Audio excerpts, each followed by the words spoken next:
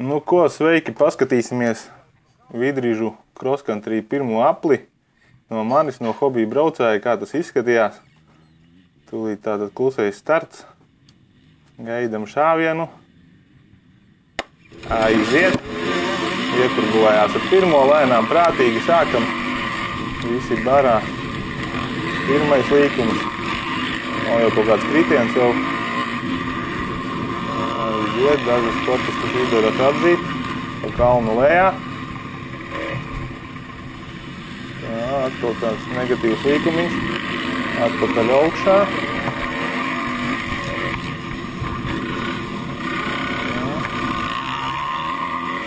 Atkal viens līkums uz leju no kalna.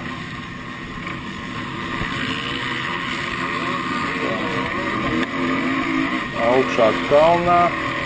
Pa priekšmalu. Garām pitstopa zonai. Tāds šeit ir finišs. Mazs S-veida līkums.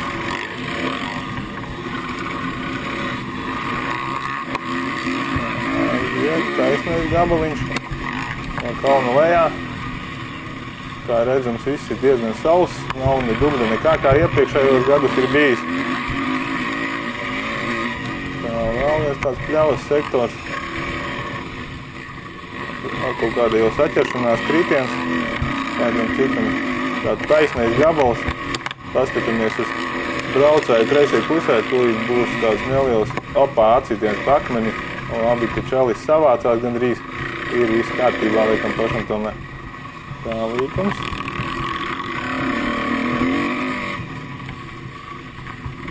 Tā viens līkums. Kā redzams, vidrīžos diezgan liela daļa trases iet pa pļavu. Ir pļava, būs arī tālāk pa mežu. Sākumā pirmie visi līkumi ir tādi pa kalniņiem augšā lejā. Nopļauts rudzlogs, diezgan līdzens. Uz beigām jau tāpatās bija atkal visādas stūres, izsistas un bedres. Bet, pirmie apļi diezgan tādi patīkama braukšana. Salīdzinot ar iepriekšējiem gadiem, iepriekšējos 2 gadus bija, viss bija diezgan lielos dubļos. Bija rītīgas dubļu gonkas, kad tās nekāda braukšanas prieka nebija. Tā šeit tāds palēciens pāri ceļam.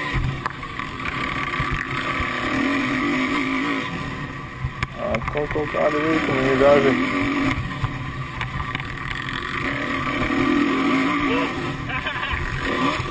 Viens man apdzina tomēr. Tātad šeit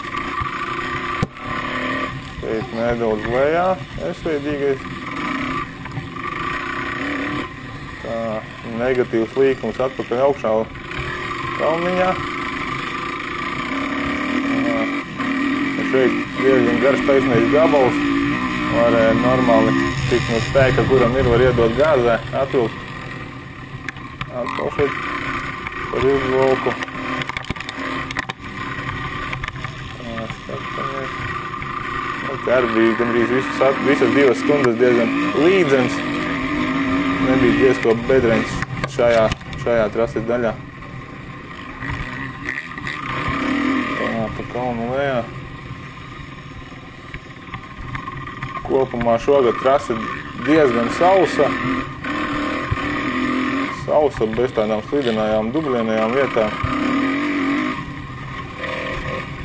Prieks braukt. Tātad šeit atkal. Šeit tāds melnzemē. Tāds iepdenāks, putekļaināks nedaudz.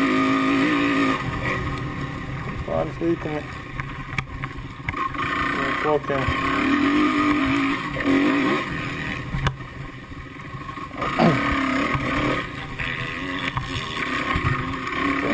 Vēl viens taisnais gabals, diezgan tāds bedreināks, jau izdauzītās bija. No augšā. Līkums atkal uz leju. Jau daži jau nav ierakstījušies trasē.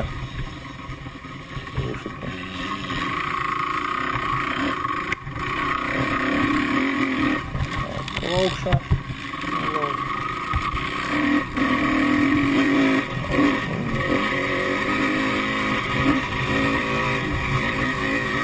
Tātad šeit ir tādas taisnie gabali ar nelieliem līkumiem, drīz jau tuvosimies.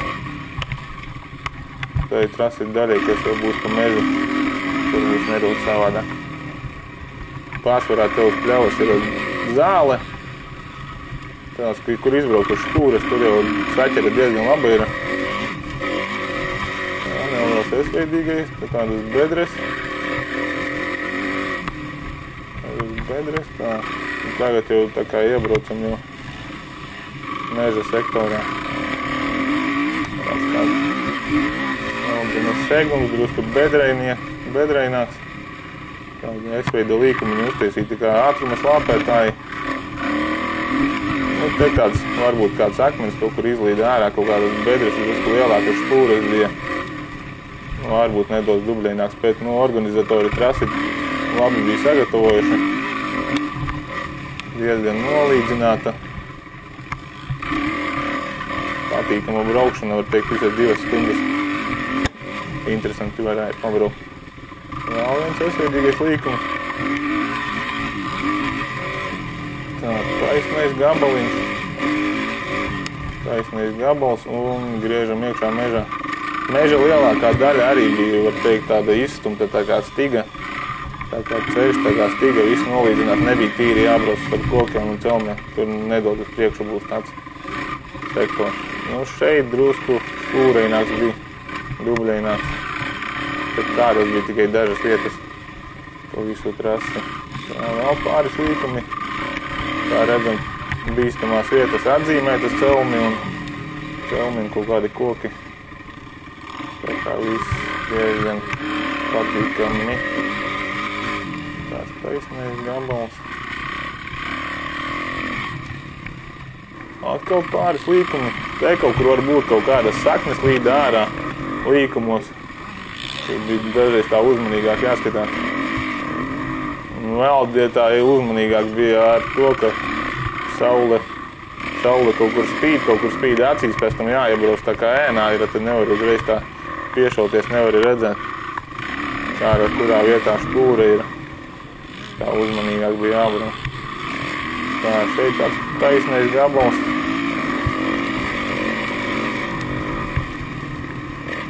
Meža ceļš tūlīt priekšā braucošie. Tā, šeit drusku dubļaināka vietiņa. Bet kopumā dubļu praktiski nebija. Tā, šeit uzbraucam uz tāda kā meža ceļa, grāmas, akmeņi. Diezgan grāvs malas. Tā. Atkal tāds taisnais gabaliņš. Skatāmies viens no jaunajiem endūristiem pabrauc garām, bet kā es pats kā riktīgs hobija braucējs, savu prieka pēc braucu. Lēnām, prātīgi. Galvenais tik līdz finišam. Tā, šeit tāda interesanta vieta, iebraucam meža sektorā, kur reāli tikai kaut kāda taciņa, kas starp kokiem jābrauc. Kā redzam, tur kreisajā pusē, laikam viens nedaudz ne to trajektoriju izvēlējās, uzreiz var tikt viņam tuvāk klāt. Tā, šeit tāds smilšaināks gabals, smilšaināka stiga.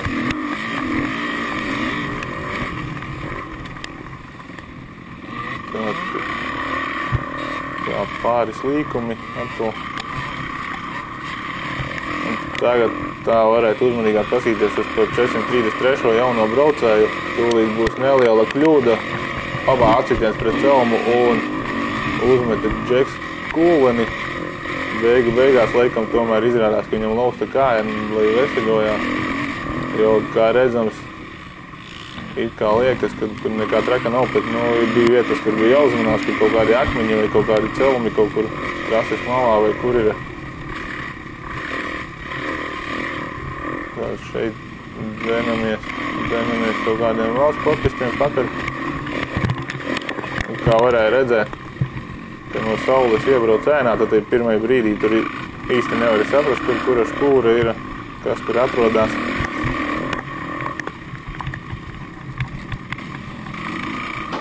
Šeit vēl pāris līkumi tādi starp krūmiem.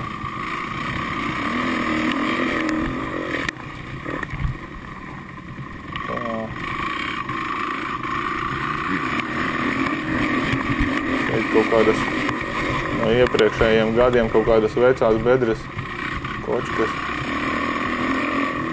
kuras tāpatās braucienu laikā izsitās drusku lielākas bija.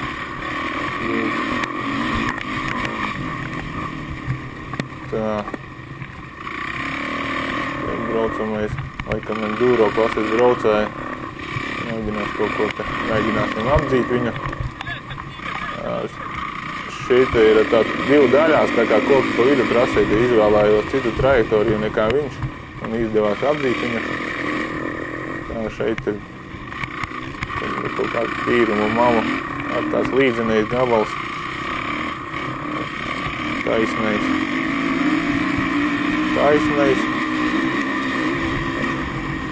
Tad mēģināsim turēt līdzi tam priekšā braucošajiem braucējiem. Atkal jāiebrauc tādā kā ēnā, ka nevar redzēt, kura bedra īsti ir. Atkal pa pļauju. Šeit. Un šeit ar vienu no dubļainajām vietām nedaudz bija, tur beigās bija 5-6 špūras izbrauktas. Tāpat vajadzēja sekot līdzi, kurā brauk, kurā nē. Tā šeit ar tāds kā divās daļās sadalās trase, tad izvēlējāmies īsāko ceļu ar nedaudz dubļains. Tātad taisnais gabals, vēl no iepriekšējām reizēm, iepriekšējām sacensībām bedres, nedaudz tur palmētā.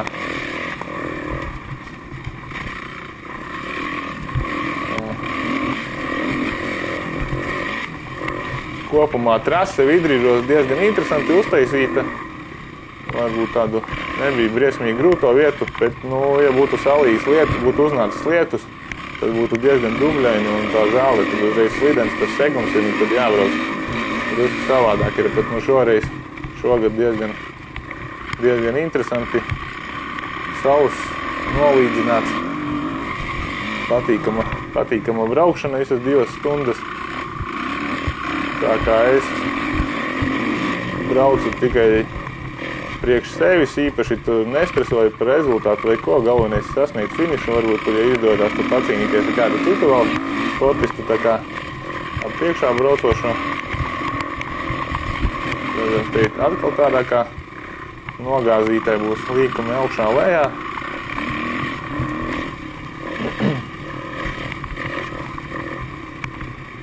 Šeit ir tāda vairāk kā melnzeme, varbūt zem tā zāles bija, kuru laika gaitā tāpat drusku uzirdināja. Kaut kādas šķūres paveidojās. Bija labāka saķere nekā pirmajos apļos. Tad atkal te kalniņa augšā. Atkal lejā.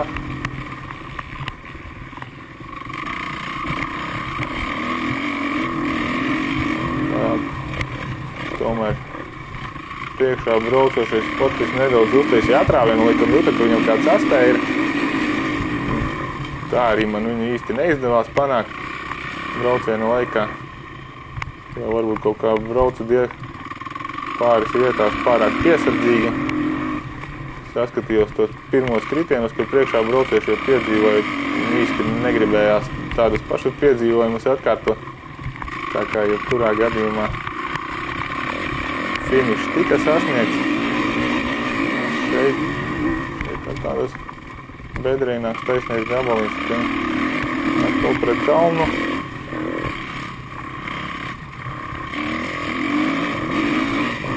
Brauciens tā.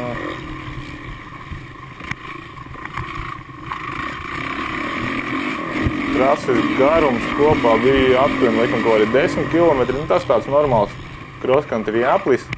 Jo, ja ir īsāks aplis, tad ātrie braucēji, tad parasti drusku vairāk tais viņiem tur pamaisot pa priekšu, tad mani liek pa apli.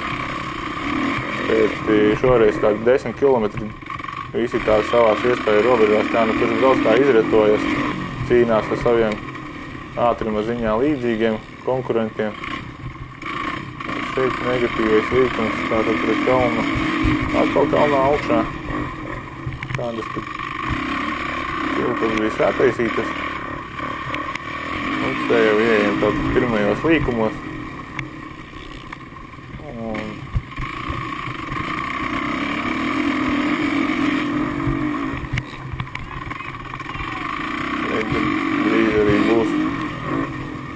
atkal finiša zonā, tad beidzamies līkums pret kalnu augstām gar mehānikas zonu, gar pitstopa zonu, un tātad šeit ir finišs, kuru var sasniegt braucot 2 stundas.